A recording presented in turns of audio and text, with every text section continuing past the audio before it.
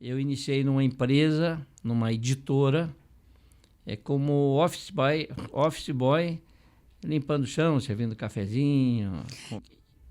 Esse banheiro está tudo sujo, vai lá e limpa o banheiro. Vai, fica aí, limpa, fica hoje, depois eu pago você. Eu fiquei servindo cafezinho e limpando o banheiro tal direitinho, e aquele movimento de gente do anúncio que eles fizeram. Em 74, eu já era o assistente administrativo da empresa.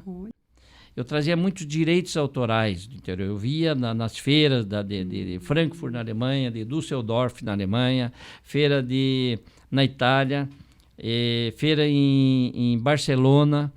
Nessas viagens que eu fazia, eu ia em muitas vinícolas.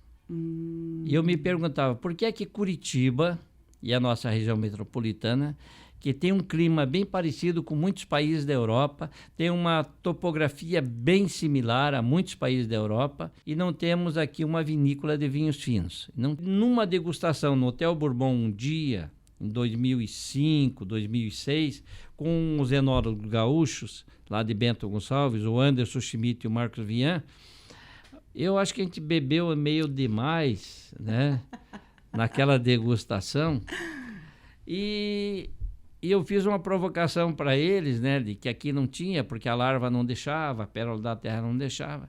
Eles disseram, não, mas hoje tem tecnologia. A gente constituiu isso, fizemos a primeira vinícola de vinhos finos com um vinhedo integrado à vinícola aqui na região metropolitana. Tem que ter a uva aqui. A pessoa que vier aqui na vinícola tem que ver a uva que a gente planta e o vinho que ela vai degustar, vai tomar com a gente aqui. Aí o vinho, nosso vinho top, né, que é o Angustifolia.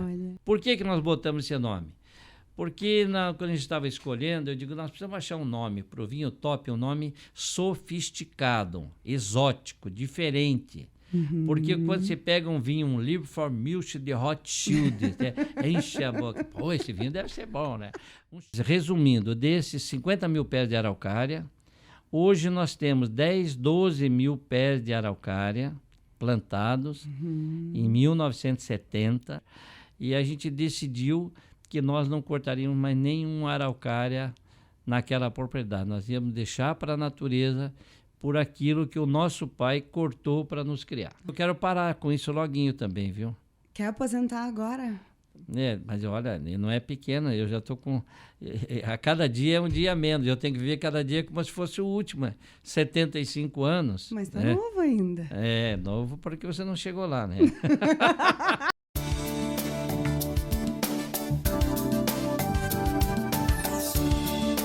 Rádio Mais apresenta Mais Personalidades.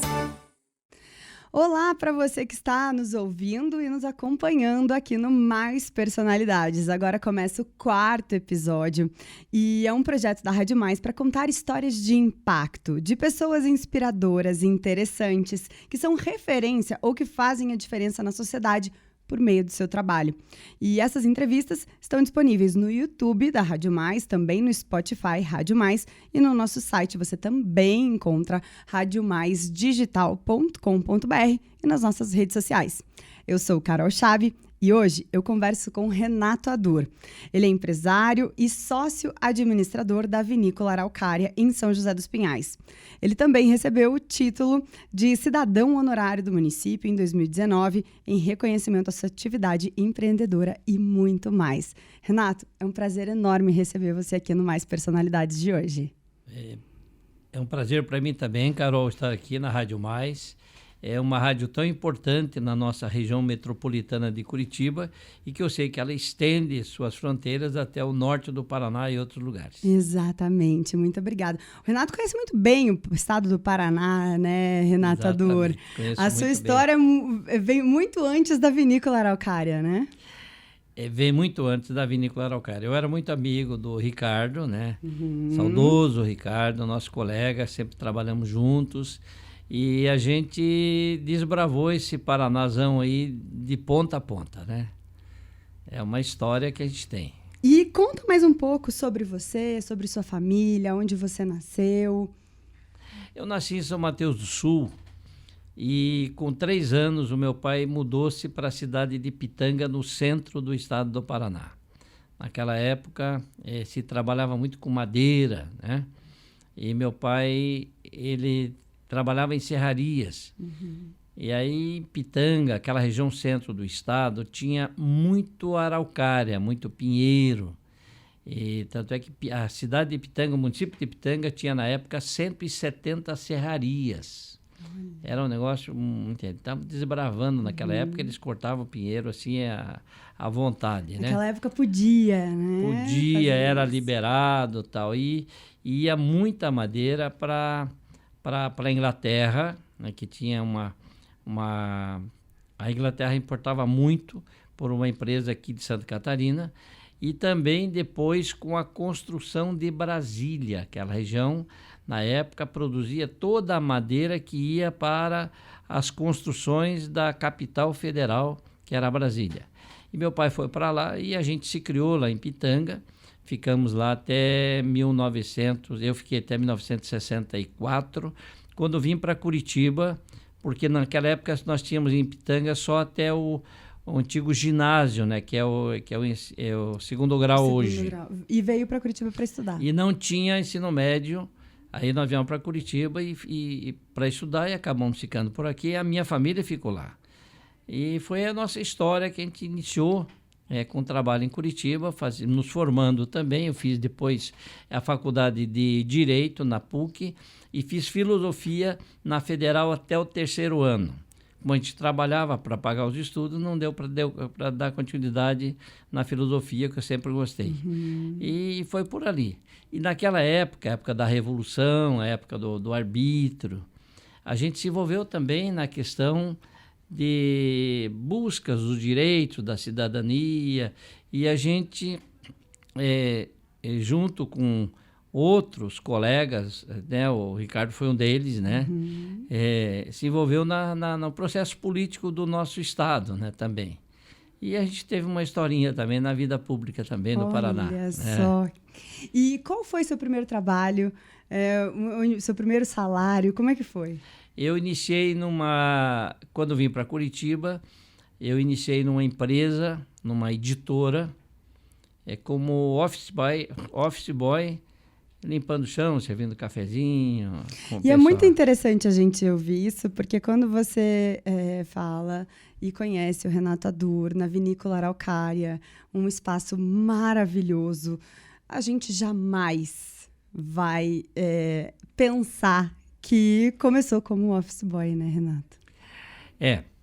O meu pai, ele era um homem pobre, é trabalhador, mas teve 9 filhos. Ele trabalhava para sustentar os seus filhos. Mas uma coisa que sempre ele deixou claro para nós na nossa vida: eu quero todos os meus filhos formados numa faculdade. Meu pai não tinha o 4º ano primário, mas ele tinha consciência que só o estudo, só a educação pode transformar o cidadão. E aí, esse esforço que ele fez quando ele nos trouxe para Curitiba, ele disse assim: olha, o meu irmão já estava aqui e já estava trabalhando na época na Codepar, que era o BADEP, que depois foi extinto, e ele até se aposentou pelo BADEP. E ele me trouxe, e foi uma coisa gozada, né? Colocou a gente na pensão, até de uma prima nossa. Ele disse: eu vou deixar o primeiro mês pago da pensão. Fomos na UP, que tinha na Carlos de Carvalho. Ele disse: eu vou deixar o primeiro mês pago tua refeição, teu almoço na UP, que não tinha jantar, era o almoço, né? E a pensão tinha o café da manhã. Então, esses 30 dias você tem tudo certinho. Depois desses 30 dias você tem que se virar. Tem que ir esses 30 dias para arrumar um emprego e começar a trabalhar.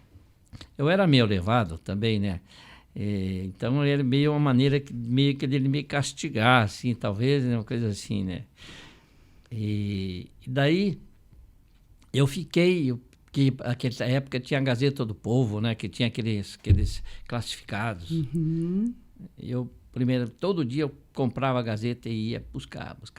13 dias e buscando um emprego, e não achava em Curitiba. E eu precisava, porque eu precisava pagar minha pensão do mês seguinte, né? E eu, durão também, sabe? Jovem assim, né? Ele quer mostrar que não depende dos pais, né? Eu disse, eu não vou depender do meu pai. Eu vou achar. Chegou o 13º dia, eu não tinha encontrado nenhum emprego. Eu meio que me desesperei. E aí, numa segunda-feira, eu fui no maior edifício de Curitiba na época, que era o edifício Asa. Tinha 22 andares. Eu fui no último andar, tinha um anúncio de emprego, fui lá, não deu certo. Aí eu desci andar por andar, batendo de porta em porta dos escritórios, perguntando se precisava alguém para trabalhar. Chegou no 11º andar, então desci 11 andares, né? E cada andar tinha 12 ou 15 escritórios, assim, né? E eu entrei, tinha um anúncio lá de vendedor de livro. Aí, mas eu era menor, eu tinha 16 anos, né? Aquela época eu podia trabalhar com 16 anos, hoje não pode, né? Você vê como o mundo mudou. Mudou para pior, hein? Eu quero dizer isso. Aí eu entrei, cheguei ali, estava um monte de gente tal, lá naquele anúncio. Eu falei com o rapaz que eu precisava, que eu queria trabalhar tal. Ele dizia, mas aqui nós precisamos de vendedor e é para viajar. Daí vendedor menor não pode, porque daí para viajar não podia, né? Você tem que ter consentimento dos pais. Eu, então, tá bom, tá, poxa. Nisso veio um cidadão lá de dentro, meio doido, assim, pô, tá, não tem café aqui, não tem nada, tá, manda comprar um café, o secretário dele. O que esse piá tá fazendo aqui? Tá procurando um serviço, tá. Ele pegou um dinheiro, me deu um dinheiro na mão e deu uma garrafa térmica. Desce lá na galeria, compra um café e traz aqui para nós. Eu peguei dinheiro, desci, comprei o café, trouxe ali para ele. Esse banheiro está tudo sujo, vai lá e limpa o banheiro. Vai, fica aí, fica hoje, depois eu pago você. Daí eu fiquei servindo um cafezinho e limpando o banheiro tal direitinho, e aquele movimento de gente do anúncio que eles fizeram na época. Tinha muito naquela época vendedor porta a porta, né? Então eles tinham aqueles anúncios para vender livro, aqueles livros em coleção. Daí eu fiquei ali, daí fim de tarde, ele disse, não vou te pagar hoje. Vem amanhã, vai continuar trabalhando aqui. E comecei trabalhando com eles ali, ganhando meio salário mínimo. E aí começou a minha vida, isso foi em 64. Em 74, eu já era o assistente administrativo da empresa. Olha. Né? E aí, 74, foi 74. 10 anos depois, eu já era quase que o gerente da... Daí um dos sócios saiu da empresa e o sócio, e eu já estava me formando em direito. Eu dei 6 meses de aviso prévio para o meu patrão, dizendo que dali 6 meses eu voltaria para Pitanga, né? E aí quando eu estava vencendo os 6 meses, eu já estava com uma imobiliária montada lá no tal, meu escritório preparadinho lá na minha cidade. Aí esse diretor que sobrou virou e disse, se você sair, eu fecho a empresa. Eu digo, mas como assim? Eu avisei 6 meses antes, nós estamos trabalhando, preparando alguém e tal.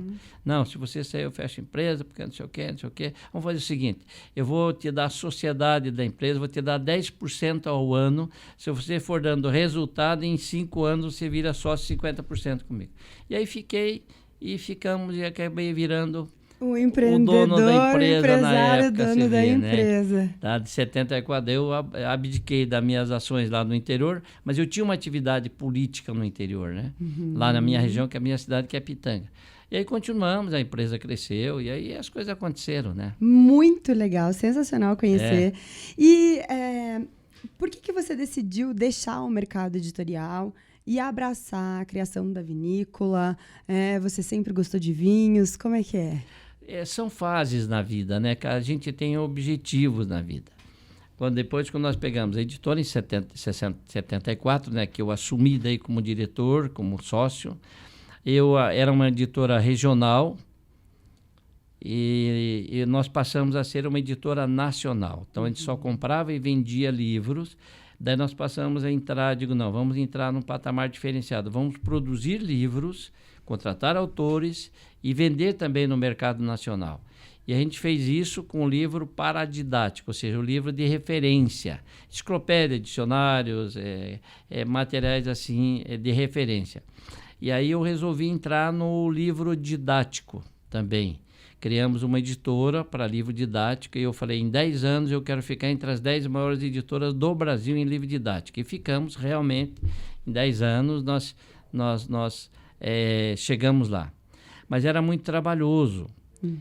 Aí foi essa atividade, a gente desenvolveu, até que quando eu falei, quando eu chegar em 60 anos, eu vendo tudo, porque isso a gente trabalha demais. Chegamos a ter na empresa mais de 400 autores, mais de 200 funcionários, faturamento espetacular, sempre foi muito bem.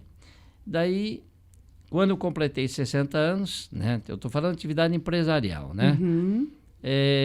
Eu vendi a empresa para um grupo de São Paulo, porque a empresa estava bem, saudável e tal, e digo, agora eu vou virar vagabundo.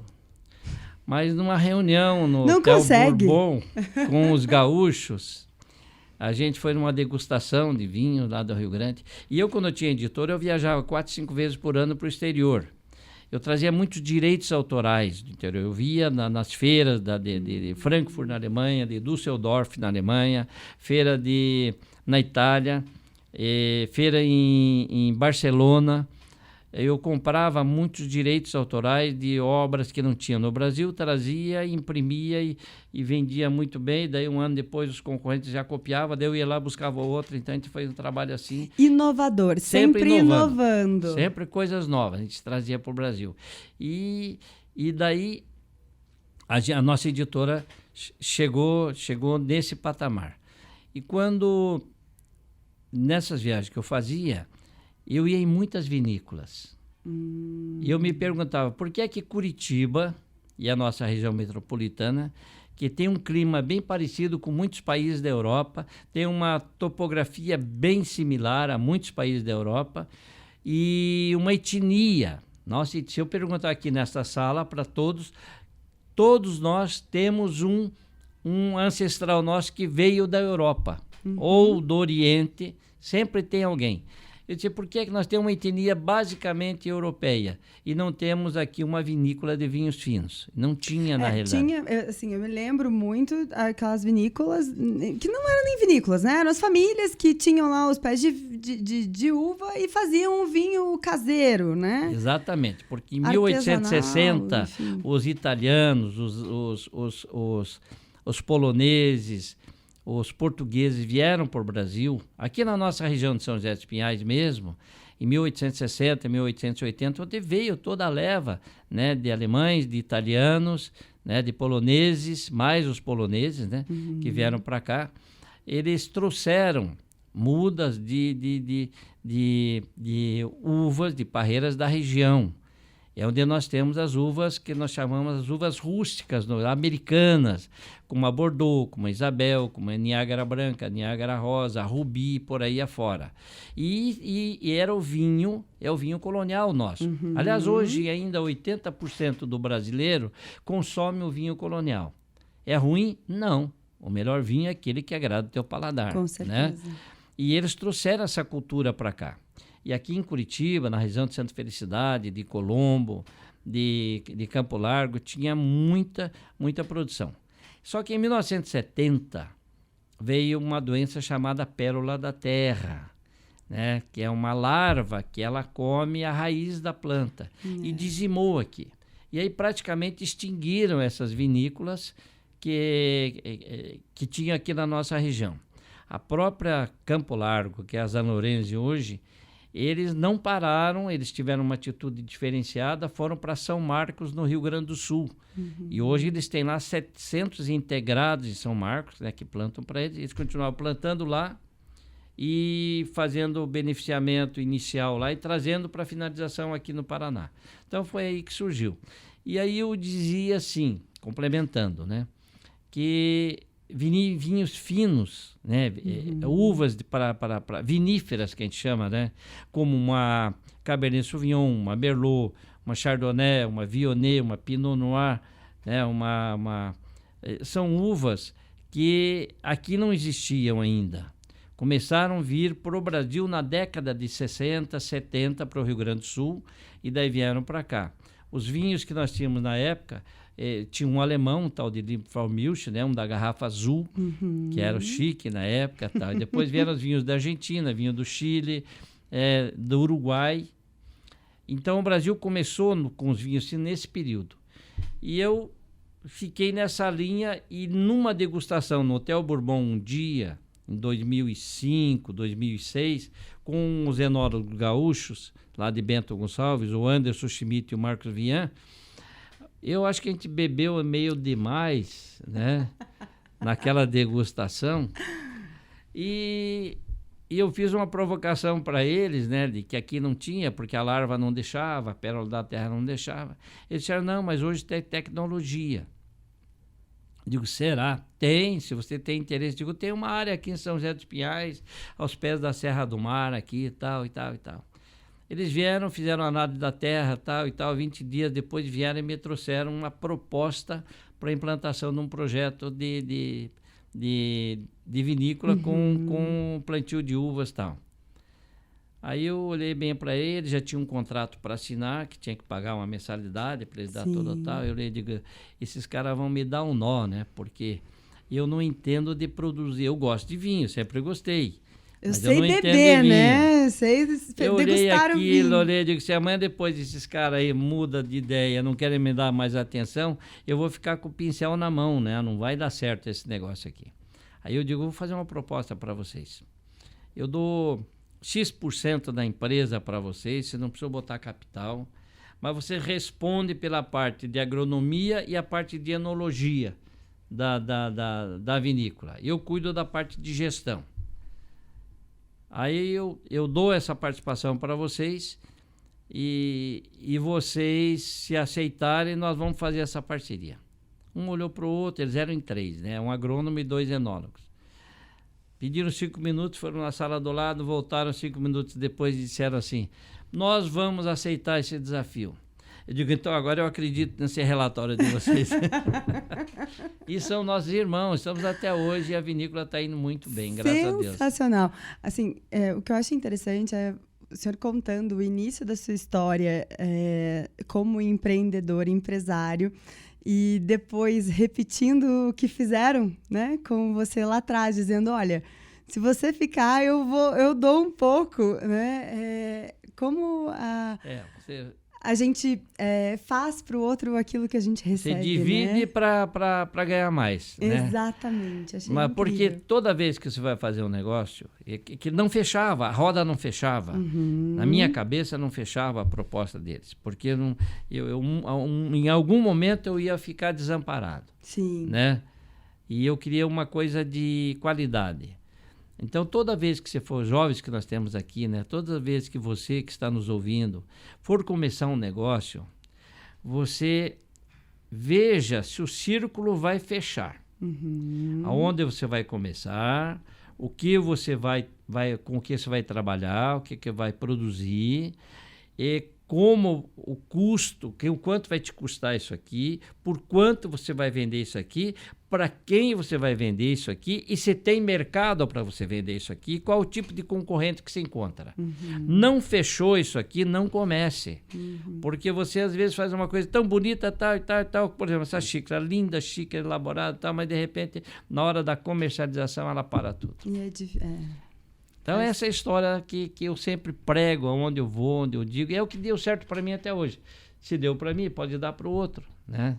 Também. Como é que foi para o senhor transformar, então, algo que era uma paixão, algo que o senhor gostava, né, como hobby, em trabalho, em negócio? Esse foi o meu erro.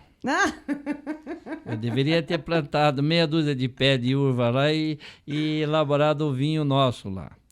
Mas as coisas, uma vem atrás da outra. Daí eu ia virar vagabundo, né? Acabei não virando. Impossível, até que hoje as minhas né? filhas, uma é até colega, né? Como é teu nome? A Da Daiane, a Hanai. E eu falo, filha, você tem que vir me ajudar. Pai, vende tudo, vem passear, você não precisa ficar fazendo essas coisas. E aguenta, e dá jeito. Aí o que acontece? Por que você não para, né? Porque nós criamos eu queria ter uma vinícola desde que tivesse uvas plantadas aqui no nosso terroir. Não era minha ideia era ter o plantio de uva. Eu digo, não vou constituir uma empresa, uma vinícola se eu não tiver a uva plantada aqui. A variedade nossa vieram todas da França, né? E trouxemos algumas da Itália, mas não deu certo. Então, eu digo, tem que ter a uva aqui. A pessoa que vier aqui na vinícola tem que ver a uva que a gente planta e o vinho que ela vai degustar, vai tomar com a gente aqui.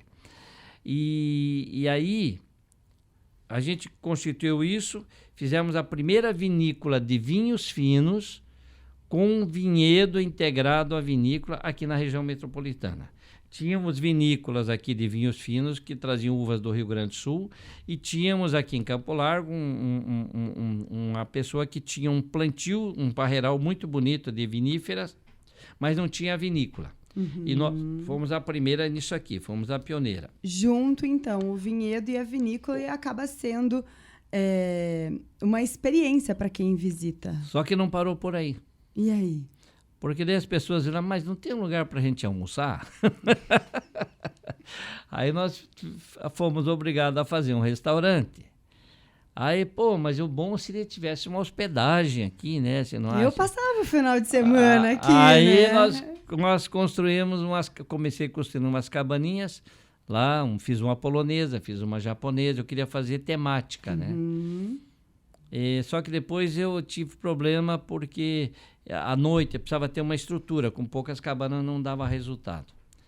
Depois o Grupo Slaviero, que ficou 6, 7 meses observando a gente, veio e nos fez uma proposta para que a gente fizesse uma parceria, daí eu me empolguei e deu no que deu. Hoje nós temos ali, estão tocando para a gente o salão de eventos para 250 pessoas, né? O restaurante para 150 pessoas e as cabanas que nós temos com um alto padrão. Lindo, um lugar incrível, maravilhoso. E aí congregou tudo, está tudo junto e a gente continua trabalhando lá, né? E trabalhando muito. Hein? Trabalhando muito. Trabalhando bastante. A questão do hotel, para mim, daí diminuiu bastante o serviço, porque eles tocam hotel, restaurante e a salão de eventos. O vinhedo, agora eu passei para o meu irmão, que é sócio, e eu só estou mais na parte da gestão da financeira e administrativa da vinícola. Mas eu quero parar com isso loguinho também, viu? Quer aposentar agora? Mas olha, não é pequena, eu já estou com... A cada dia é um dia menos, eu tenho que viver cada dia como se fosse o último, 75 anos. Mas está novo ainda. Novo porque você não chegou lá, né?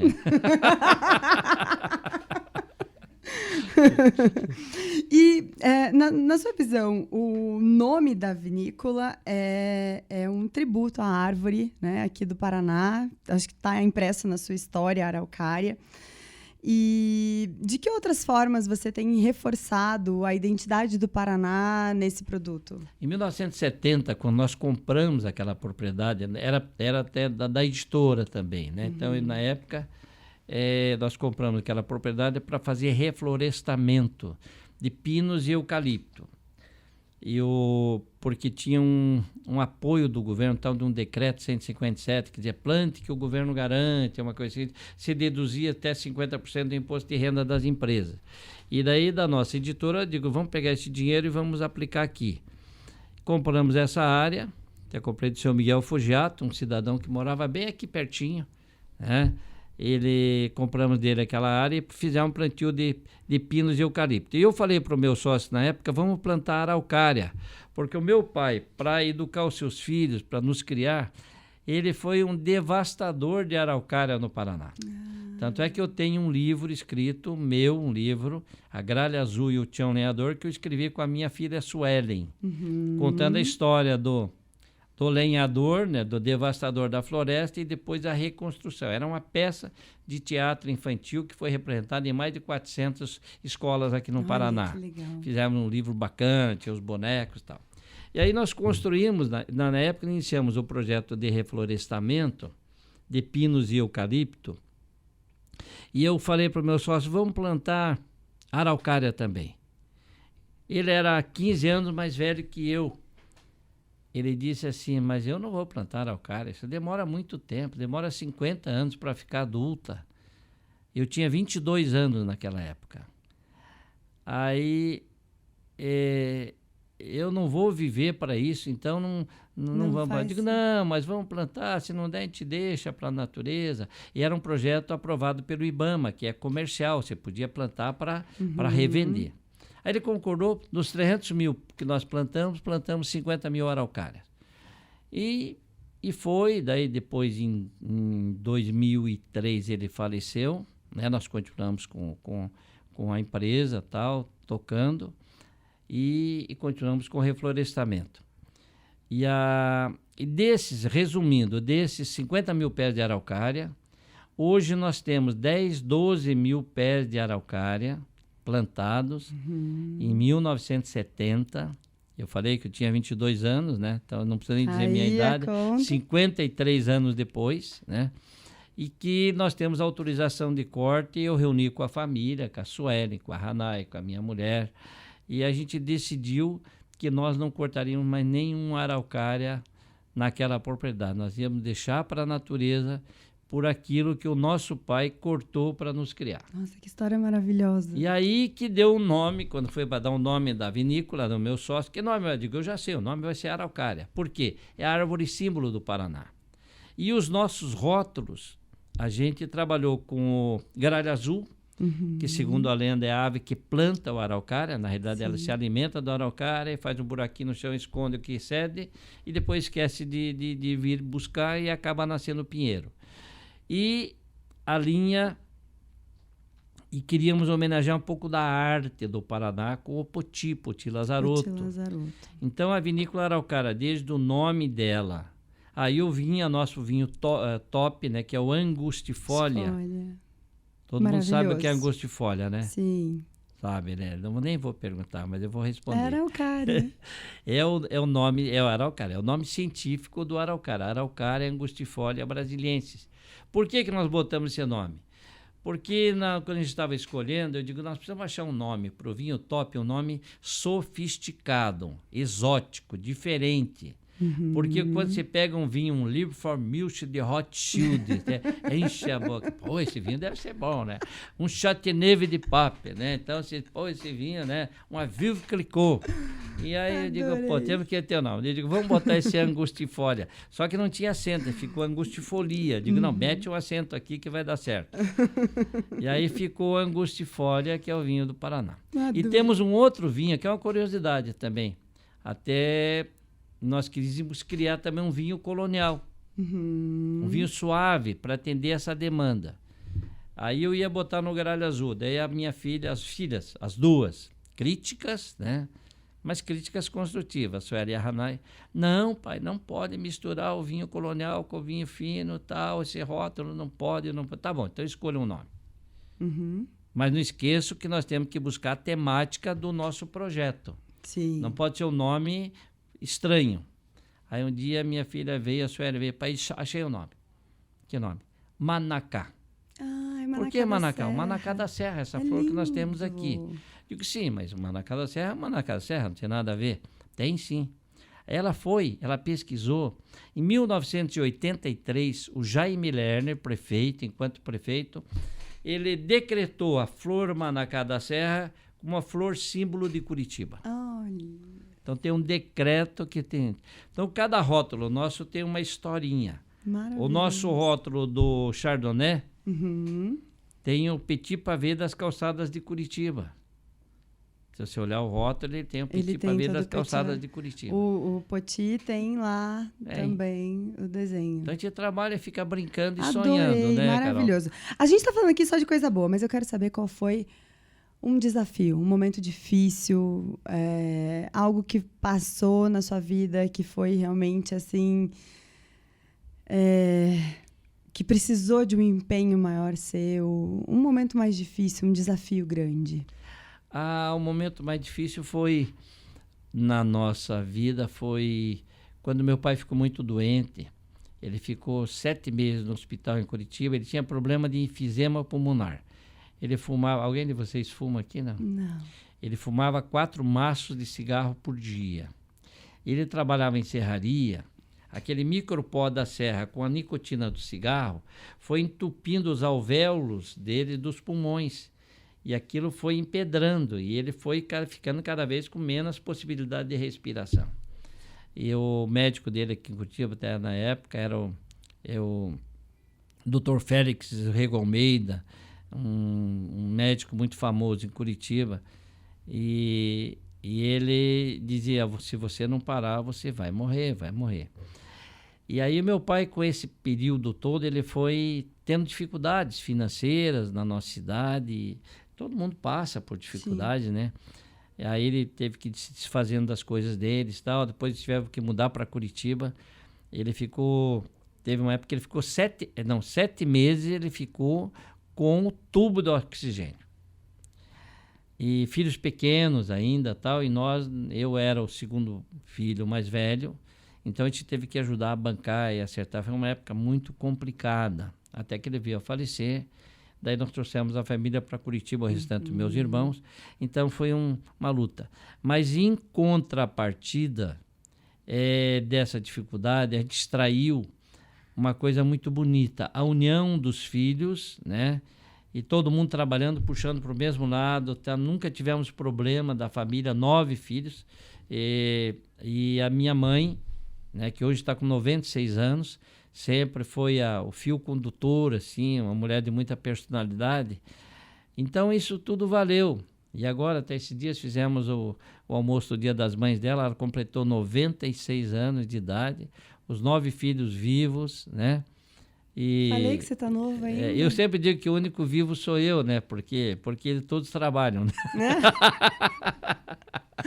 Falei que você tá novo ainda, dá para continuar ainda muito. Então esse foi o momento mais difícil que nós tivemos. O restante é o dia a dia de cada um, né? De cada um. E quais foram as maiores realizações, as maiores alegrias, os momentos assim que você lembra da sua vida de maior felicidade? Eu sempre tive muitos momentos de felicidade. Na editora, nós editamos mais de 1.200 livros ao longo desse período todo. Mais de 1.200 livros, e não é livro de 10 páginas, era livro de 500, 600 páginas, né? Livros didáticos aprovados pelo MEC. Então, cada livro que nascia, que saía, era como se um filho que estivesse nascendo. Os filhos também, a gente que casa, né? Tem quando se tem um filho também, então a minha família sempre me deu muita alegria. Eu tive muitas alegrias. Eu acho que você vive de momentos. Uhum. São fases e momentos.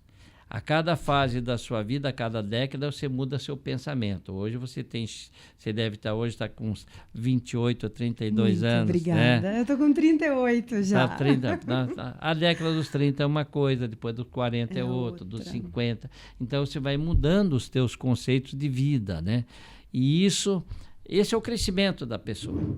Aí muitas pessoas dizem, mas se eu tivesse hoje os 40 anos com a experiência que eu tenho. Não, tá ótimo assim, você tem que vivenciar os teus 70 anos com a experiência que você tem dentro disso. Mas se você pudesse voltar lá nos seus 20 anos, pudesse dar uma dica para você, assim, ó, Renato, faz isso, ou então vai nessa, o que você diria para você? Não, eu diria, sabe, o que vale na vida, e é o que o jovem, ele faz as coisas e define e toma uma posição e vai, e de repente dá um clique, ele vê que podia fazer diferente. Poxa, mas por que eu não fiz isso?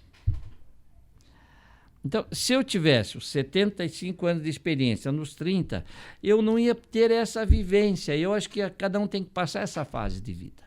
Faz parte do aprendizado de cada cidadão, de cada pessoa humana, isso aí.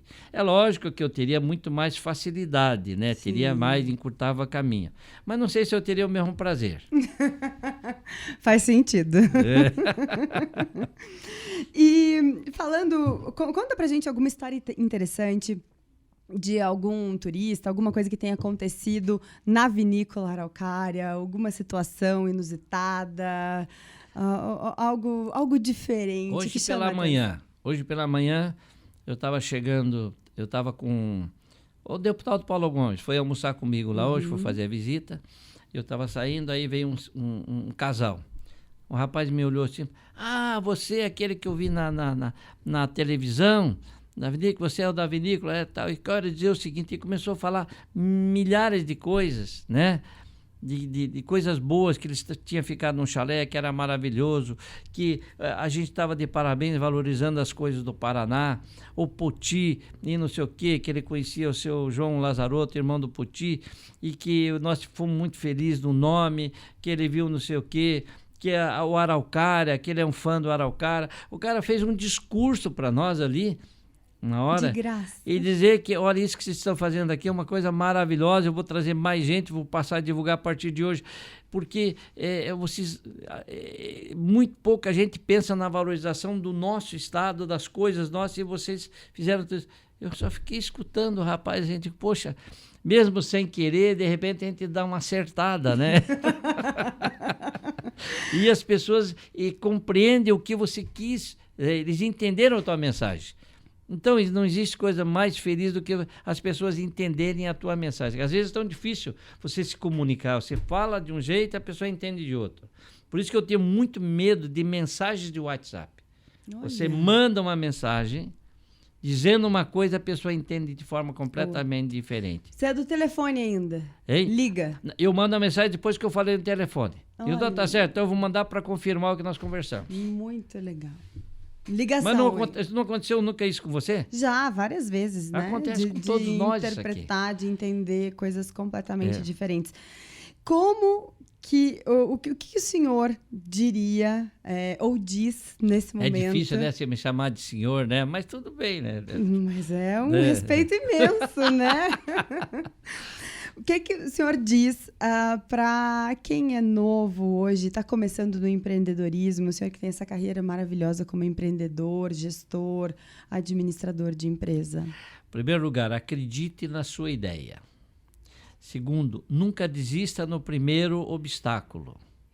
Terceiro, se errou, viu que não deu certo, recue, não tenha medo de recuar e recomece. Mas nunca desista. Adorei. Muito obrigada. Foi um prazer receber o senhor aqui hoje no Mais Personalidade, nessa 4ª edição. Muito obrigado por compartilhar tanto com a gente. Obrigado, Carol. Você sabe que eu tinha um carinho imenso pelo Ricardo. Obrigada. Sabe, eu sei disso. Vocês são as guerreiras. O teu pessoal todo, como é o nome dele? O Cristiana, né? Uhum. Tá bem.